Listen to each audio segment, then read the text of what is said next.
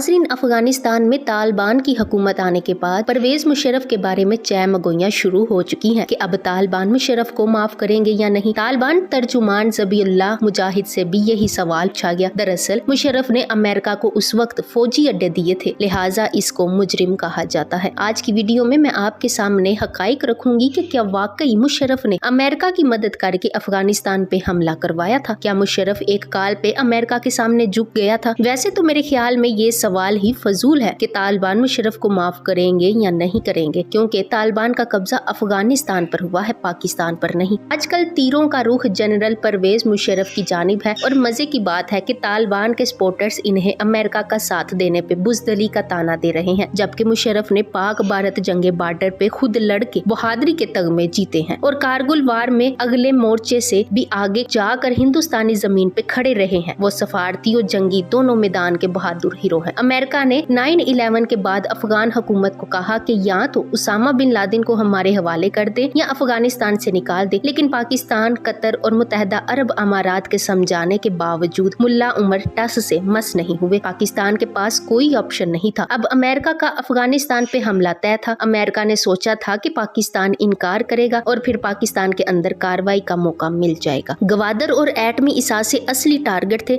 लेकिन मुशर्रफ ने एक बेहतरीन प्रॉक्सी खेलने का फैसला किया। मुशर्रफ को जब अमेरिकी वजीर खारजा कोलिन पावल ने कॉल करके अफगान वार में शमूलियत की दावत दी और बश का पैगाम पहुंचाया कि अगर आप अमेरिका के साथ नहीं तो फिर अमेरिका के खिलाफ तस्वुर होंगे, जवाब में मुशर्रफ ने फौरी तौर पर हाँ करके अमेरिका समेत पूरी दुनिया को हैरानो शिशदर कर दिया और अफगान वार का हिस्सा बन गया। पाकिस्तानियों की अक्सरियत उस वक्त मुशर्रफ को उसकी बुजदली पर दिन में कई मर्तबा लानत भेजा करती थी, लेकिन हमने कभी मुशर्रफ का वजन जानने की कोशिश नहीं की और ना ही कभी मुशर्रफ ने कौम को बताकर अपने आप को हीरो बनाने की कोशिश की। हकीकत ये थी कि अमेरिका नहीं चाहता था कि पाकिस्तान अफगान वार का हिस्सा बने, बल्कि वो तो ये चाहता था कि पाकिस्तान इनकार करके अपने आप को तालिबान का हामी और दहशतगर्दों की सफ में खड़ा कर ले। फिर इंडिया की तरफ से दहशतगर्दी का ड्रामा रचाकर अमेरिका और इंडिया मिलकर पाकिस्तान पर हमला करके इसके न्यूक्लियर हथियारों को तबाह कर देते और बैनुल-अक़वामी बरादरी के सामने इसका जवाब